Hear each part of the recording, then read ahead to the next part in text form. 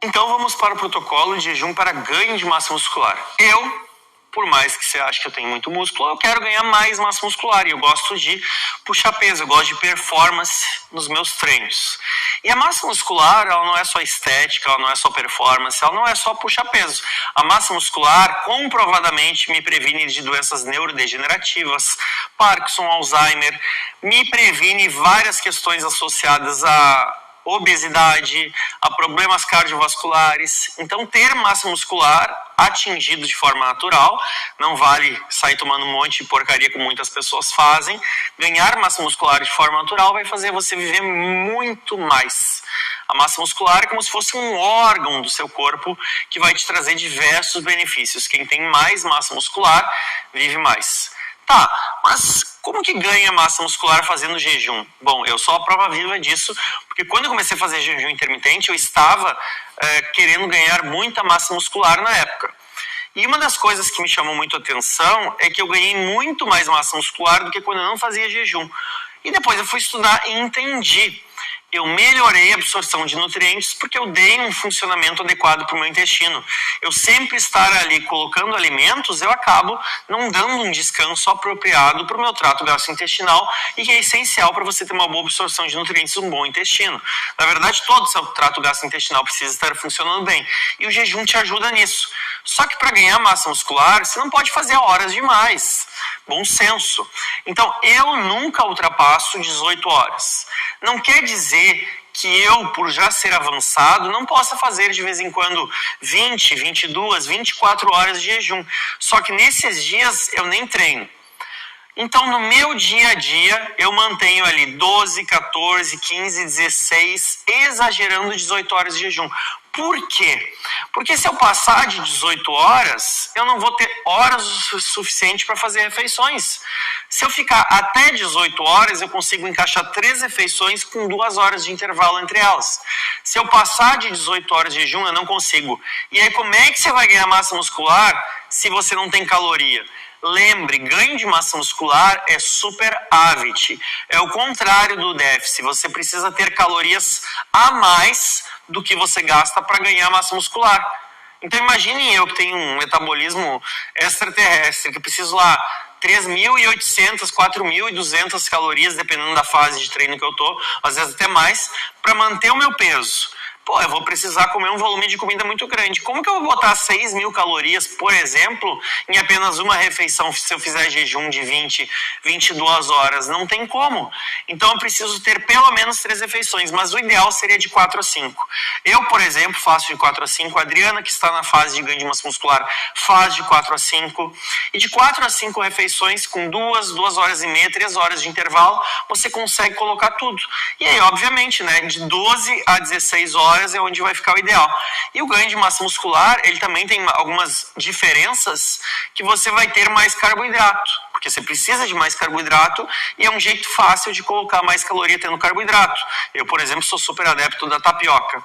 Só que você também, no ganho de massa muscular, não vai sair quebrando o jejum com carboidrato. Você não vai pegar, por exemplo, e vai às 10 horas da manhã quebrar um jejum de 14 horas com 2 tapiocas, por exemplo, porque é muito carboidrato e sem proteínas, sem fibra, sem gordura, a glicose sobe muito rápido e você corre até um risco de hipoglicemia.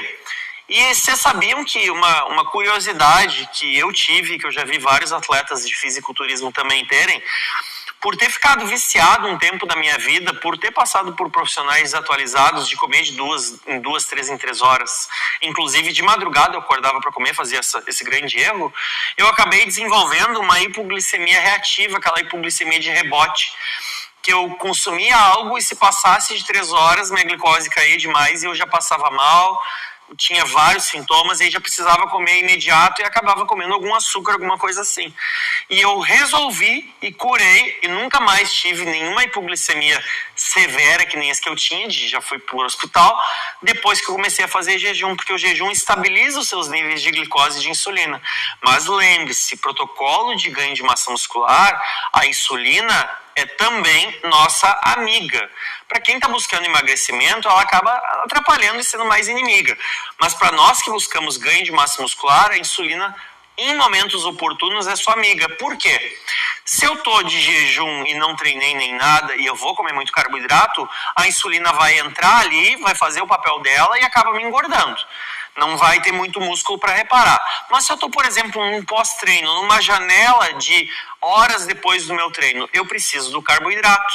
Então, o carboidrato na janela do pós-treino e do pós-pós-treino é essencial. Como assim, Tonton? Exemplo prático, tá? Tô lá fazendo 7 dias de protocolo de ganho de massa muscular, fiz 12 horas um dia, 14, 15, cheguei em 16, que eu gosto bastante do 16. O 16-8 é o meu preferido, fica 16 horas sem comer, 8 horas que você come, consegue encaixar 4 refeições, geralmente 3 sólidas e uma líquida, ok? Aí eu treinei, digamos que eu tenha treinado ali 11 horas da manhã e talvez esteja adaptado a treinar em jejum, ou treinei, por exemplo, que nem a Adriana, que gosta de treinar com mix de aminoácidos essenciais e se sente bem. Óbvio que ela não começou a fazer isso ontem, ela teve uma adaptação para isso. Aí eu terminei o treino, eu vou quebrar o meu jejum. Eu vou ter carboidrato, mas também vou ter a proteína. Depois dessa refeição, eu vou ter outra refeição, que também é importante, carboidrato. Então, as duas refeições principais após a quebra do seu jejum e a quantidade de carboidrato que você vai comer é importante. Aí você fez 1, 2 refeições que já tem carboidrato. Se na terceira e na quarta você não quiser tanto carboidrato, quiser focar mais na proteína e na gordura, tudo bem. Mas você teve 2 refeições com uma quantidade de carboidrato significativa. Não tem como ganhar massa muscular de forma significativa, um pouco você até ganha, consumindo só proteína.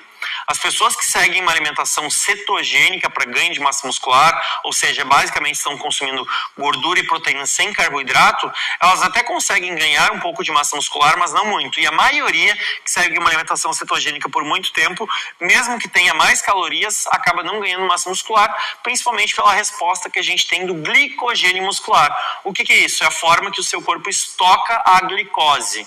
Quanto mais músculo eu tiver, maior o estoque, por isso que eu preciso comer mais carboidrato. E quanto mais músculo você ganhar, mais carboidrato você vai ter que comer. Então, é proporcional à quantidade de músculo que você quer ganhar o que você vai consumir de carboidrato. Então, tenha bom senso sempre em fazer suas escolhas. E uma coisa importantíssima, tá? Não adianta você pegar e quebrar o seu jejum, por exemplo, com um pratão de arroz e feijão e você não ter quase nada de proteína. Apesar que tem um pouco no arroz, apesar que tem um pouco no feijão. Mas cadê, por exemplo, para quem é vegetariano, o tofu? Ou cadê, por exemplo, para quem é onívoro, o ovo, a carne? É importante. Ou mesmo, às vezes, que você não consegue colocar proteína vegana ou whey protein depois da refeição. Não se esqueça, tá? A massa muscular, ela não vem só da proteína e não vem só do carboidrato. Ela vem da combinação.